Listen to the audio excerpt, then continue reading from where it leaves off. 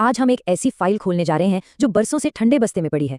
ये अध्यात्म का सवाल नहीं बल्कि एक केस फाइल है, और ये उन सबूतों से भरी है जो आपको हैरान भी करेंगे और शायद थोड़ा परेशान भी।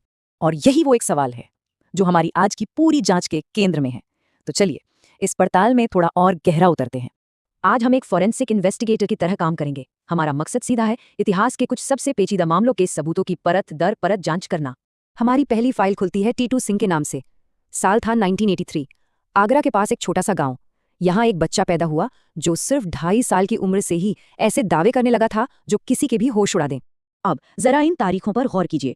आगरा में सुरेश वर्मा नाम के एक शख्स की मौत होती है और ठीक 3.5 महीने बाद पास के ही एक गांव में टीटू का जन्म होता है। वही टीटू जो खुद को सुरेश वर्मा बता रहा था। ये इस केस फाइल का शुरुआती बयान है। सोचिए, एक 3 साल का बच्चा इतने सटीक नाम बता रहा था उन लोगों के जिनके बारे में उसने कभी सुना तक नहीं था।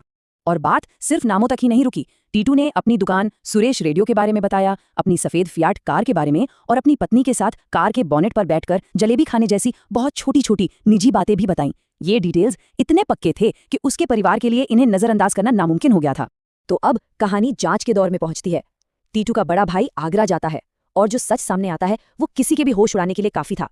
रेडियो की दुकान से लेकर हर एक बात हूबहू वैसी ही निकलती है। सुरेश वर्मा के परिवार ने टीटू को परखने का फैसला किया। उन्होंने कई टेस्ट रखे, जैसे चलती गाड़ी से अपनी दुकान पहचानना, दुकान के अंदर हुए बदलावों को बताना और यहाँ तक कि 20 बच्चों की भीड़ में से अपने दोनों बेटों को पहचानना। और कमाल की बात यह है कि टीटू ने हर एक टेस्ट पास कर लिया। और अब इस केस का सबसे बड़ा, सबसे हैरान करने वाला सबूत। डॉक्टर इयान स्टीवनसन जैसे शोधकर्ताओं ने जब जांच की तो पाया कि सुरेश वर्मा की पोस्टमार्टम रिपोर्ट में जहां गोली लगने और निकलने के घाव बताए गए थे, ठीक उन्हीं जगहों पर टीटू के शरीर पर जन्म से ही निशान मौजूद थे। लेकिन एक अच्छी इन्वेस्टिगेशन में हर पहलू को देखना जरूरी होता है। तो अब जरा सिक्के का दूसरा पहलू देखते हैं। क्या विज्ञान के पास इन घटनाओं की कोई और तार्किक वजह हो सकती है? इसे ऐसे समझिए, मान लीजिए किसी ने एक गाने की धुन बनाई और उसे लगा कि ये बिल्कुल नई है, पर बाद में पता चला कि ये धुन उसने बचपन में कहीं सुनी थी और बस भूल गया था। विज्ञान कहता है कि शायद ये पिछली जिंदगी की यादें नहीं बल्कि हमारे दिमाग में कहीं दबी हुई भूली बिसरी जानकारियां हैं जो अचानक सामने आ जाती हैं।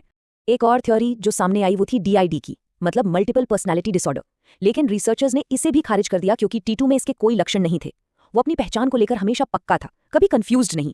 तो क्या टीटू सिंह का मामला अपनी तरह का अकेला मामला है या फिर ये एक बड़े पैटर्न का हिस्सा है? चलिए थोड़ा जूम आउट करते हैं और देखते हैं कि दुनिया भर में इस तरह के और कितने मामले दर्ज हैं। नहीं, टीटू अकेला नहीं है।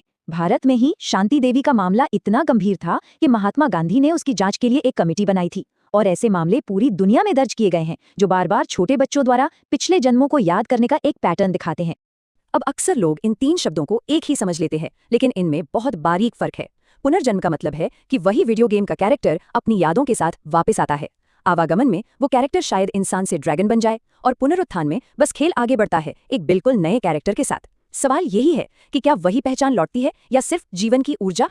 ये जो विश्वास है ये सिर्फ भारत तक ही सीमित नहीं है, लेकिन दुनिया इसे अलग अलग नजर से देखती है। पूर्वी धर्मों में कर्म पर आधारित जन्मों का चक्र है, वही पश्चिमी धर्मों में एक जीवन और उसके बाद एक आखिरी फैसले का कॉन्सेप्ट है। और ये नजरिया सीधे तौर पर प्रभावित करता है कि हम चेतना और मृत्यु के बाद के जीवन के बारे में कैसे सोचते हैं। तो इस पूरी पड़ताल के बाद हम आखिर पहुंचे कहाँ? चलिए सारे सबूतों और तर्कों को एक साथ रख कर देखते हैं और ये समझने की कोशिश करते हैं कि आखिरी निष्कर्ष क्या निकलता है। तो ये है अंतिम तर्क। एक तरफ है वो सबूत जिन्हें झुटलाना मुश्किल है, वेरीफाई की हुई यादें, लोगों की पहचान और जन्म चिन्ह जैसे शारीरिक निशान। और दूसरी तरफ है विज्ञान के तार्किक सवाल, क्रिप्टोमनेजिया जैसी मनोवैज्ञानिक थ्योरीज और ये तर्क कि हमारी अपनी मान्यताएं ही हमें इन घटनाओं को एक खास तरीके से देखने पर मजबूर करती हैं। हम यहाँ कोई फैसला सुनाने के लिए नहीं है। केस फाइल अब खुली है, सबूत सामने रख दिए गए हैं। अब नतीजा क्या निकालना है ये हर किसी को खुद तय करना होगा।